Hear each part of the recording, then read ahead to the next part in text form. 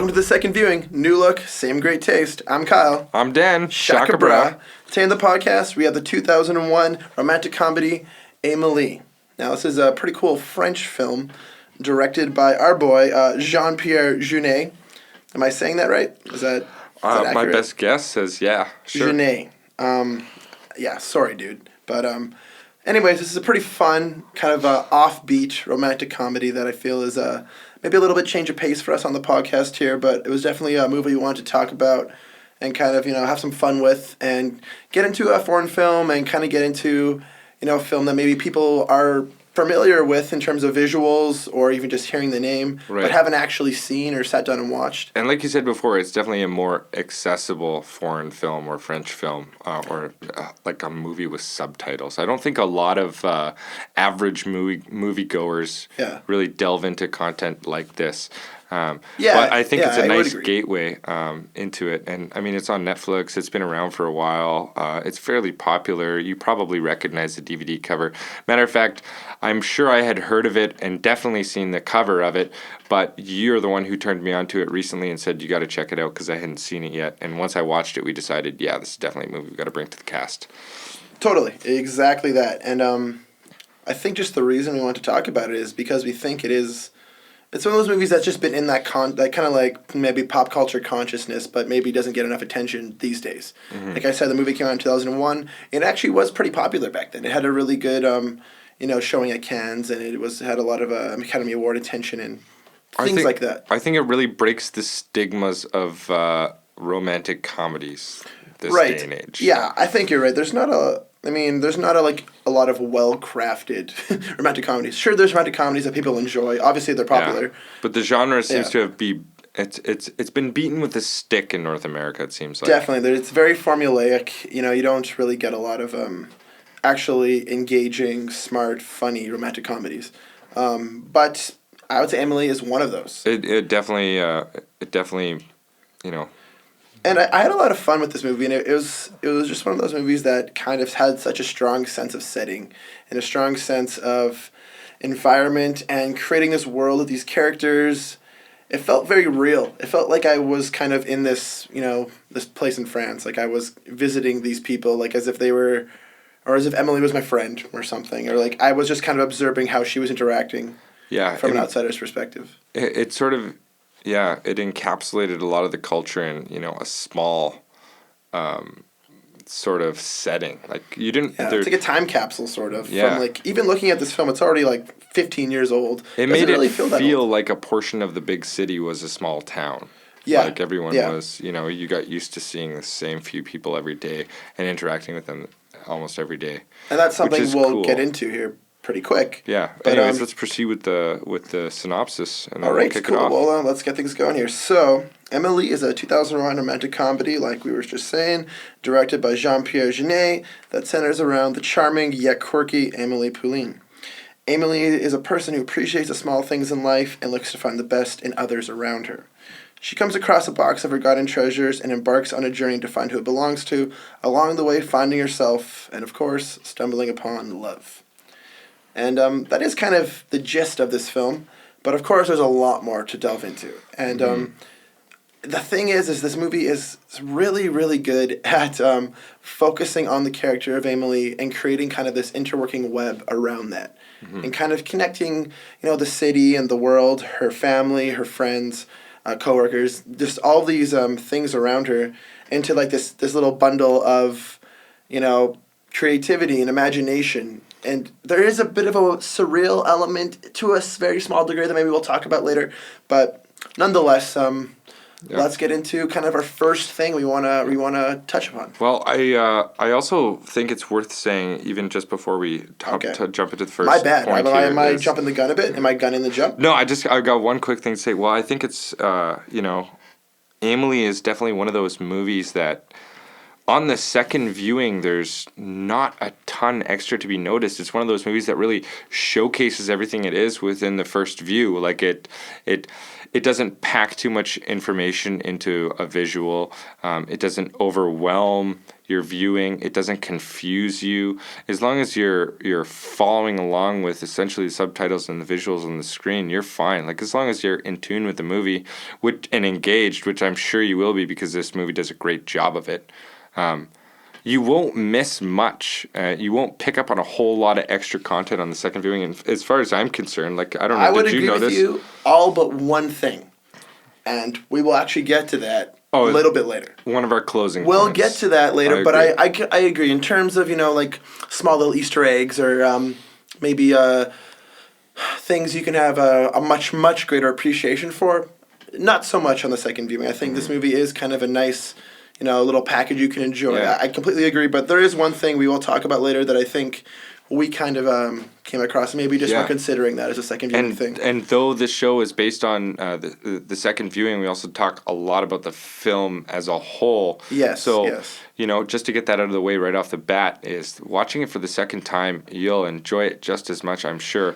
But you really will gain most of the information you need off the first viewing, which is good to see that there's this really nice balance of visual information all together. Well, visual information is definitely a key component of these characters that the Amélie and this film like to focus upon. And that's what we're going to start with. So the first main topic is the progression of characters and those characters' development throughout the film. Mm-hmm. One thing I just want to touch upon is I don't necessarily think that these characters... I think there's strong character development, but I think that's kind of what the film is about in a way. I think the film is kind of choosing these characters as almost like set pieces or almost as archetypes for the film and watching them grow purposefully for the sake of the plot. Right. The plot are these characters. It's not necessarily the very plot. unique way to go about a film. Yeah, there's not like this like plot in the center of the film that... Well, I mean, there is a plot. There is kind of like there is a goal in place. There is an action that's kind of it's not in like, mind. Like I picture like a circular staircase where the pole in the center is the plot and the characters walk around it for most movies. But in this case, the pole in the center holding the circular staircase up is the characters, not the plot. So the characters totally create the plot. You're right. And the characters in this film are wonderfully developed and wonderfully explained. And that's kind of something I want to touch upon is actually just... each of the main characters is described with their likes and their dislikes. That's how they're introduced. So and so likes this, but they hate this and they hate this, and that's kind of how they introduce. Amelie's how parents. They feel. Yeah. Well, they do Amelie's parents, Amélie. Herself, yeah. And who else was there more? Oh yeah, well, all of her coworkers in the diner. Oh yeah, that's right. The men who frequent the diner, and later on her love interest Nino. Right. So again, like the main characters for the most part. But do they do that for the glass man? They don't. They don't do that for the glass man, and as well as Lucien. Is that his name? Yeah, Lucien. But they're kind of explained. Differently. They're explained kind of more, I would say, traditionally, based off other characters and dialogue. We'll have to delve into that later. But we'll get into that just a little bit more later. But I wanted to bring up the likes and dislikes thing because they're these really interesting, 10, 15-second, introductions to each character really quick that really do set the stage for what they're about and how, as the viewer, you're supposed to expect and kind of learn from them as they keep progressing. One of my favorite things is just actually how they describe Amélie. She likes to put her hand in grains, and she likes the feeling of that. She sticking her hand deep into a bag of grains. I can relate. That's a great feeling, dude. One of the they really paint this picture of her just enjoying the simple pleasures like skipping rocks on a dam or what else is there? She just is exactly that. She loves the little things in life. She had lots of imaginary friends growing up. Let's start right there. So we're introduced to Amélie first, after her parents, but her age, she's very young when we first meet her. Well, meet her from birth. We see the X and Y chromosome meet, right? Like, yeah, that's right. We kind of get her entire story from birth and growing up. And one of the darkest things that comes up, which, I mean, we'll talk about the little bit dark tone in this movie later, but the whole underlying theme of why her parents kind of treat her as an outlier or an outcast is because every time her father checks her up because he's a doctor, her heart starts palpitating because she's so excited to have her father close to her because she's not used to having an affection or physical contact with her father. Well, they introduce it in a way that is, Amelie's heart is beating fast. Like any little girl, she loves the embrace of her father, but... he considers it a heart defect. But the only time she receives anything close to an embrace from her father is on her monthly checkup. Yes. To which he begins to think she has a heart condition because her heart's always beating so fast. Which is both funny and also deeply depressing. Mm-hmm. And it comes up a little bit later in the film, too. Yeah. It's and it reinforces some of the dark tones in this movie. But that being said, we're talking about her childhood right now. So she's diagnosed with a heart condition. She's now homeschooled by her mother primarily, I believe, right? Yes, yeah. She's got a bunch of imaginary friends she tends to. She's got a goldfish who has become suicidal. Flubber, is that his name? Chubby? I forget the name. Yeah, something along those lines. I love that guy. Great fish. Honestly, great fish. So, yeah, he becomes suicidal, which stresses Amelie's mom out. Amélie begins crying and screaming. Basically what the goldfish or the fish does is jumps out of its bowl and tries to suffocate itself. So eventually Amelie's mom just, releases the fish into a river or pond. Mm-hmm. Which actually brings us to kind of an important part of the movie, in our opinion, which is in order to sort of offset Amélie losing a friend that was her goldfish, her mom picks her up a camera. Right. She does pick up a camera, and she starts taking photographs just for fun, and she takes a photo of an intersection. And as she takes this photo, a car crash happens. And there's a man who comes out of the car, and he says, you took that camera. So you had that camera in your hand, and you took that photo, and it's because of you. You started that car crash. You started that accident. That disaster is because of you. So Amélie develops this idea that everything on the news or every disaster around the world is a chain reaction of her photos she took during that day. Yes, yeah. Because she has had the camera for a day. She's taken a bunch of photos all day, mostly of clouds. She goes home, turns on the news, and looks at plane crash after car crash after forest fire and all that kind of stuff, and somehow her imagination runs off, and she believes it's all because of her, mainly because of the seed planted by the guy, and that was in the car crash. However, a few days later, Amélie discovers that she has been she's been hoaxed, duped. Yeah. By just that same man who told her she had caused the accident, and turns out he was just joshing. And so he was causing a ruckus. And we begin to see a pattern in Amélie's behavior.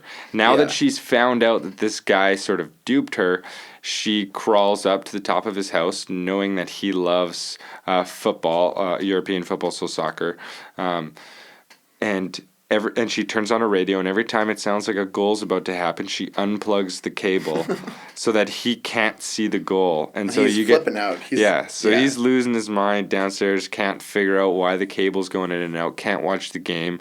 And Amélie had her sort of revenge, but like playful revenge, almost like a right doing or a justification it is a little bit of a character attribute that she starts to develop for sure. She starts to kind of see this pattern in her. And there is some imagery in that later in the film that is really fun. When we start to get a little more into the plot, we'll bring it up. But I think this is a good point you bring up, that this is where we start to kind of see, her.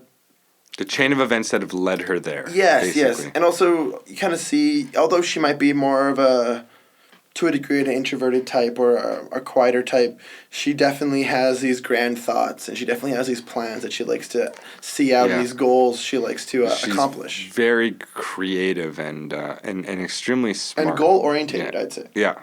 But let's delve into a few more of the characters in this film. So she has these co-workers that she works with in a diner or a bar. That's right. So like a diner bar. She eagerly moves out at what was it, the age of 18?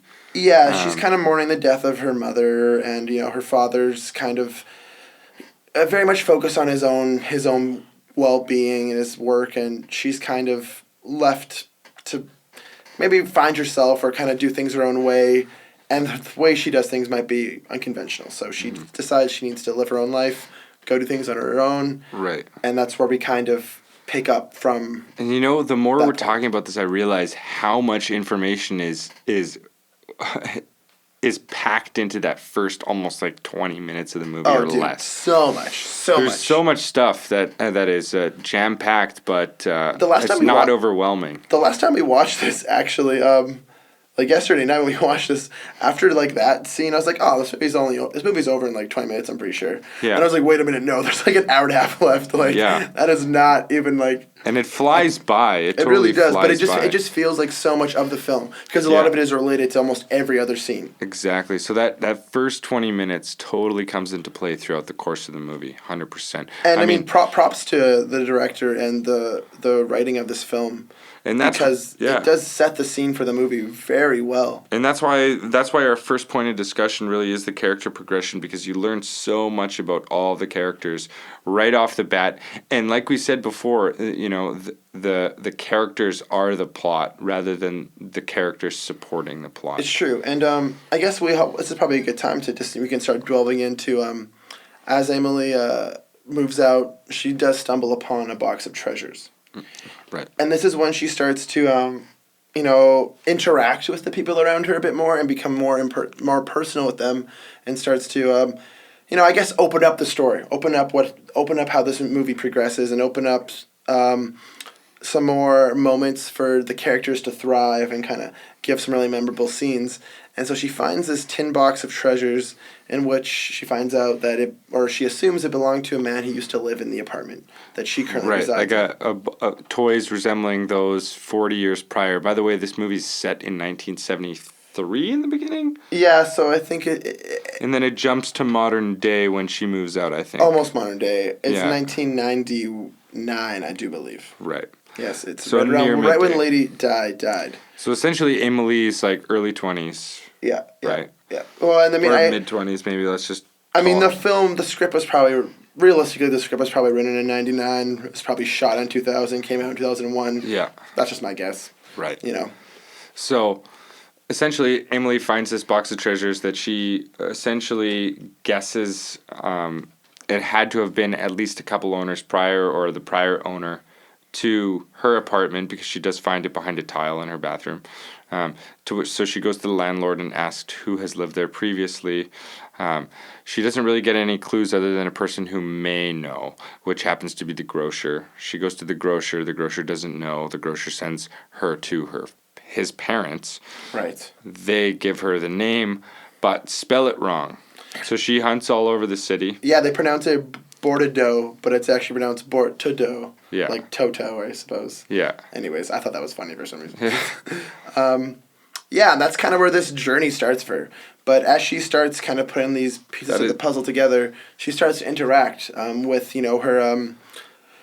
her coworkers and also her fellow, I guess, her landlord and people around her apartment so we start complex. to see what her life is now, apart from what her life has built up to. Exactly, yeah. And that's kind of where this movie thrives, I think.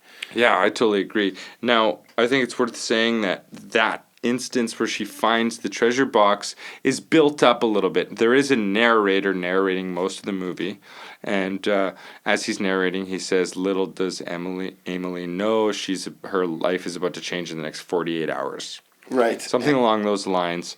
And essentially she finds the box, and that's kind of the moment where things begin to change. Yeah, things start to really kick off at that point. And that's kind of where this movie gets exciting. And maybe what we're going to do is take a nice little short break, and we'll start getting into some of the deeper points of this film and kind of the more memorable scenes and other things we really want to delve into. There's definitely some topics to cover. There's a lot of information to cover, so stick with us. We'll be back after the breaker. Yeah. Catch you guys later. And we're back. All right, guys, so we took a short break there, kind of debriefed a little bit, had a little swig, and now we're feeling pretty good about the rest of this film here. So one big topic I think is worth mentioning here is the kind of underlying dark tone of the film, but not necessarily the film as a whole, but the film's world, and how Amélie, kind of this, like, you know, keeper of light, the kind of, like, joy around the corner, her place in that environment. Mm-hmm. And now, we've discussed a lot of visual storytelling, and it's definitely worth bringing up the fact that there's a huge color tone in this movie. You can even see it on the cover, from Amélie's red lipstick to the green background around her. And the world that we're brought into, which you assume is Paris. Well, it's definitely in France. Yeah, it's definitely in France, small town France, Paris. I mean, we can't be too sure. Mind you, the railway in the film leads me to believe that it's a bigger city, something like Paris. Right, yeah. Anyways. It's a metropolis to a degree, and like you were saying, we get these red and green tones. Red often describing as anger or, you know, maybe hatred. Green really is sometimes defined as disgust. So we have this world of anger and disgust, but yet the main character and the main point of this film is Amélie, this person who's just trying to bring joy and happiness, and her interaction in this outside world, and how she's trying to, you know, kind of bring the best out of that world, and trying to bring, you know, the best out of these people and the best out of these situations, and her interaction with this world. And it's interesting because you don't necessarily feel bubbly about the world. You feel kind of dreary in some scenes. It almost making it relatable. I mean, I think you're right, man. I think it is kind of trying to relate to all walks of life rather than just like a happy-go-lucky story. Yeah, it's got a certain amount of realism that's sort of backed by certain characters. There's a grocer in the film that isn't exactly racist or sexist, but he definitely is walking all over the person he works next to all day. His name is Lucien. Lucien maybe has a learning disability, maybe is just very shy he's and just kinda, slow-moving. Yeah, he's also mover. missing an arm, so the grocer really sort of takes advantage of that, alluding to sort of the realism, or bringing in a certain realism into the film. Now, another thing that happens is another sort of dark point to the movie I found was specifically, I can't remember the character's name now. Who's this? Who are we talking about? What's she doing? He doing? Anyways, it very much alludes to this dark feeling in the world, relating it to the real world. Okay. Now, there's a few instances of that. Like, this movie focuses on that to a degree, I would say. Mm-hmm. Maybe another would be the gentleman that's always hanging around the diner Amélie works out, the guy who has previously dated one of the waitress Amélie works alongside, and is always sitting in the diner with a recorder documenting sort of her acts of betrayal, if you will. Right, he kind of thinks that everything she's doing is in spite of him, and he's taking everything she does in a personal negative sense. But I think one big character that kind of really, you know, takes on this theme you're talking about, Daniel, is the Glass Man. Too, yeah. And I think he is kind of this, you know, down on his luck man who he has really glass-like fragile bones. He's an older man. He kind of lives for his painting and for his work, and these very small things, I suppose you could, maybe an outsider's perspective would consider, but at the same time, he's a very, you know, warm, caring person who Amélie befriends. And it's interesting because he might be seen as this, like, Hunchback of Notre Dame, Quasimodo-like figure. But at the end of the day, you know, she understands that he does have good inside of him. He does have light inside of him. He is kind of this, he's not this myth, he's not this monster. He's not a mystery. He's just another person in this world. But he has not met a lot of people, and he admits to not leaving his apartment a lot. Now, he chooses to meet or to interact with Amélie to correct the spelling on the person she's looking for in order for her to return the tin can of treasures. Bortoto. The Bortoto. Now, he must relate to her on some level or another. Now, we talked about earlier when we were chatting about character development that Amélie takes pride and joy in some of the little things like skipping rocks and taking photos. And cracking creme brulee. And cracking the tops of creme brulees with teaspoons. That's a good time. I like that too. Yeah, agreed. But I'd say that in the same way, because the glass man has been sort of confined to his apartment for so many years or an extended period of time, that he must take joy in the little things, like the painting he does every day. He's done a painting every day or every year. He's completed a painting every year for the last 20 years. Well, just to bring it back really quick to the character development, I think every character kind of has that in them. In this film, they have their likes and their dislikes. Their likes are kind of those small things they like. The little niches, the simple things. And I think maybe some of those attributes could be seen as maybe a little bit darker or a little bit more, misunderstood to a degree. And just to kind of elaborate on kind of this section of our thoughts, as the story progresses, Amélie really wants to kind of do right for the wrongs around her, I guess you could say. So, for instance, you're talking about this grocer who is just honestly a huge dick to Lucien. He's just a piece of shit, honestly. And she wants to kind of get him back. And as she's doing this and breaking into his apartment and kind of causing a ruckus, she takes on like an alter ego of Zorro, which I thought was really interesting. And that's right. She has a sword, and after she closes the door after causing a ruckus in his apartment, she almost in a dream-like scene carves a Z onto the door. It doesn't actually happen in the real world. Of course, he would know something. The grocer would know something was up. But it's almost like she envisions as she's walking out the door that she. It is kind of a style throughout this film. Kind of these cutaway scenes. Yeah, kind of like for sure 4 or 5 of them. On a much more thoughtful sense, similar to Family Guy's cutaway gags, but in a much more well thought out sense. It's kind of like these scenes cut away to maybe the character's inner thoughts or what they wish was happening or what they're thinking, not necessarily what's actually going on, but it cuts away to these moments in their heads. And like you're saying, she cuts the door with a Z, and she's this Zorro-like figure where she's a masked marauder helping out the good and kind of getting back at the bad, and she kind of takes on like a superhero a protector of the night sort of thing. A vigilante. That's what I'm looking for. And it's fun. To me, I found it quite comical, and I remember thinking to myself, well, she's not really like a Robin Hood figure. She's not really like stealing from the rich, giving to the poor. She's more so just like doing right by the people who need the help. And, but not necessarily doing wrong to anyone. No, she's really not. The worst thing that Amélie does while she's in the apartment at the grocer is switch the foot cream with the toothpaste. Yeah, exactly. And which, by the way, I think Mean Girls may have copied that 3 years later. But anyways. But it's a very light, almost prank. Yeah, exactly. It's like we might see that as a light little prank, but to Amélie, it's a fun little thing that gets her excited, makes her happy, and it's enough to kind of like set things off for that character. Right, and enough to set something off for Lucien, the person who's taking the brunt of the negativity from the grocer. True. So, she almost did help out Lucien because.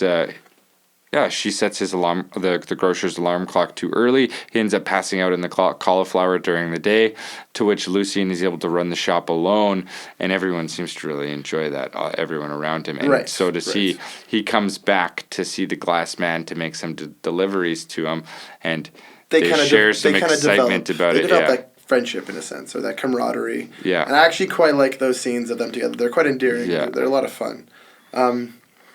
One more thing I think I want to get into before we get into maybe our final topic, because there's a lot to go on, honestly.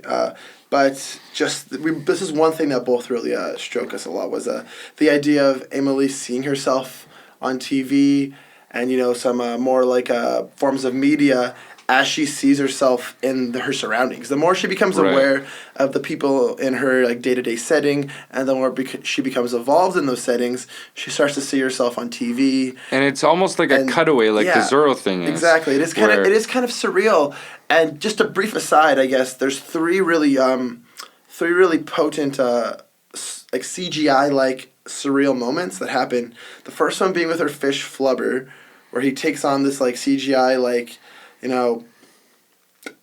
I guess, possessive sense where he can like actually look at her and like kind of like says goodbye in a sense. And there's another scene where she helps a blind man through a street and tells him what he's experiencing and smelling and, you know, what he's stumbling upon. And then he kind of glows with joy and happiness, almost like a godlike sense. Tones of green and red disappear and are replaced with this sort of glow around. It's like halo effect almost. As if she had this like innate positive effect on him. Yeah. Right? That had just like really reinvigorated him. But anyways, back to the kind of the thing I want to get touch upon is just she sees herself in TV, and I think that's interesting because the idea of media is kind of interesting in this film.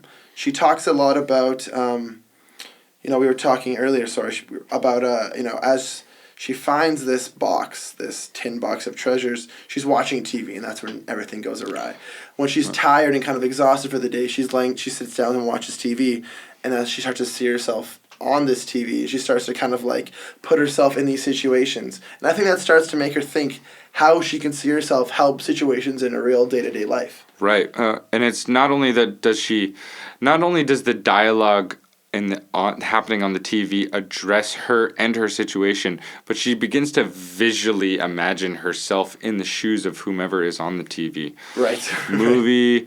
I think there's a couple of movies she shows up in potentially or sees herself in, and then there's a news article maybe. They're kind of funny, like asides, but I think they're really important because, like we're talking about here, she's projecting herself onto things around her. Exactly. And judging herself. And it's interesting for this film because we have a character who we kind of are introduced as, a little bit of an outlier, maybe a little bit of an introvert, but she starts to really envision herself in a broader sense. And that's when things start to get really, really interesting. And I don't know, I just thought it was cool. I really did. And that started to kind of bring in this kind of comedic, quirky, kind of just really enjoyable sense to this film.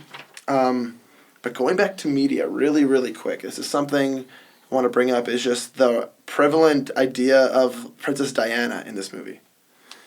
What is that about? Because I don't fully get it. What are your thoughts? Well, we have a couple of different theories, and essentially the mysterious death of Princess Lady D may sort of relate to the mysterious nature of Amélie, or at least how she appears to other people. Like the situation is appearing mysterious to outsiders, just as Amélie appears to others to be Okay.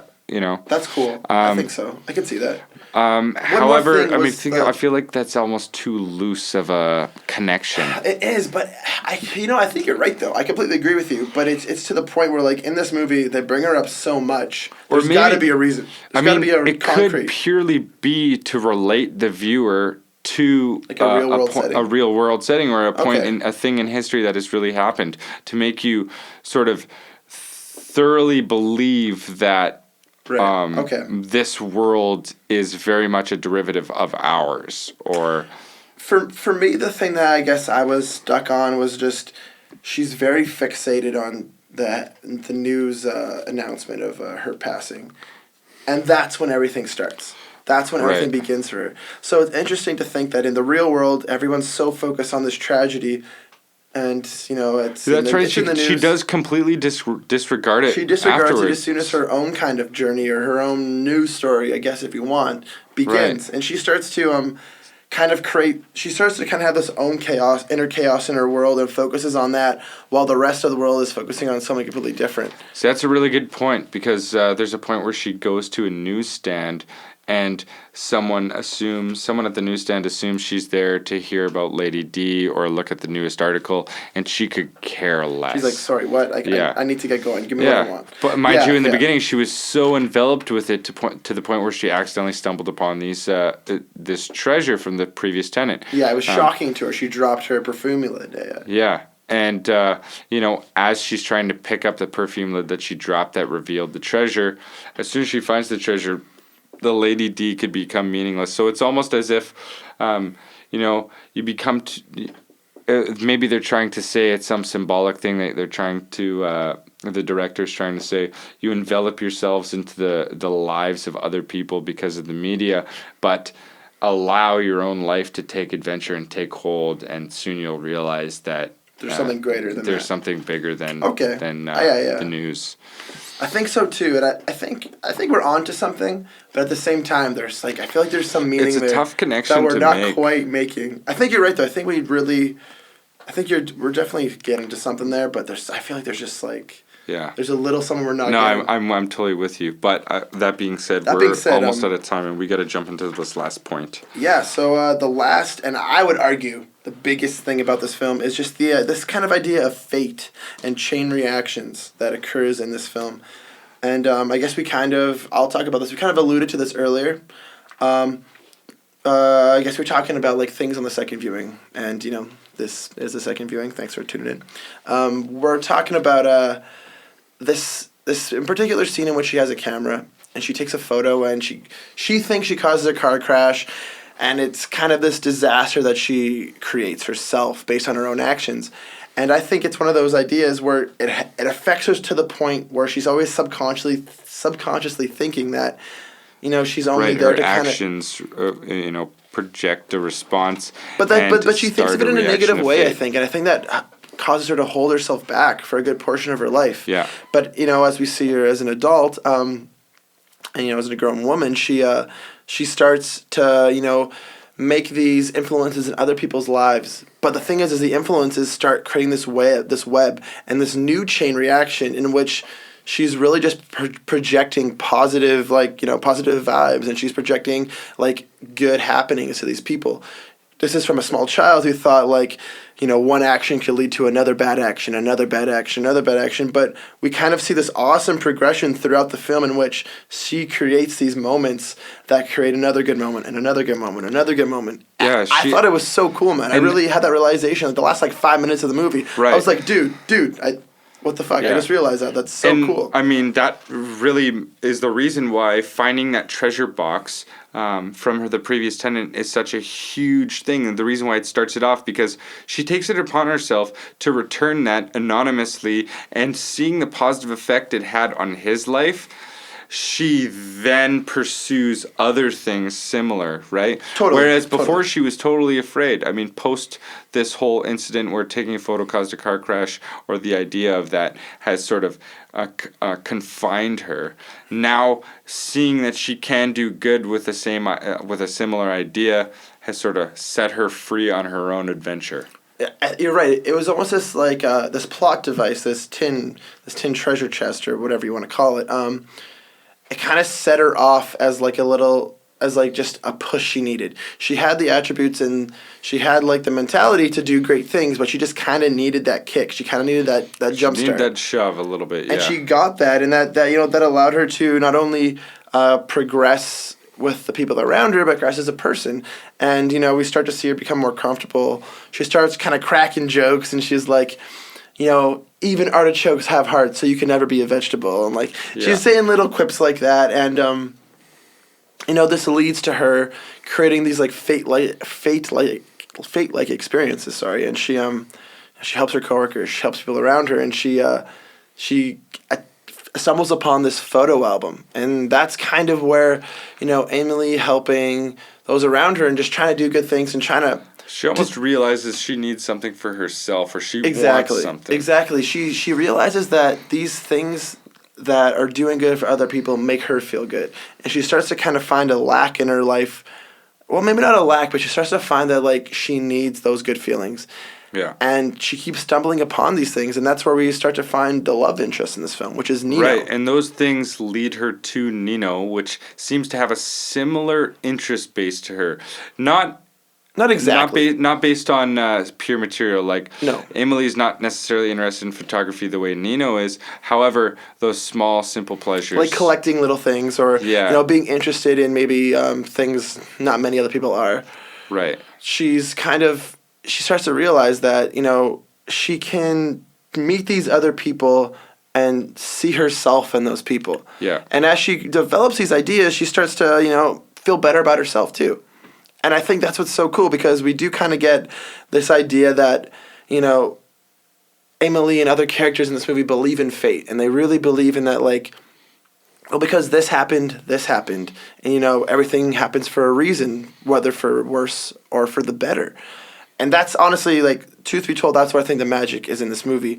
And that camera scene where, like, everything went to shit because of her, but by the end of the movie, everything is great because of her, and she creates these awesome chain reactions.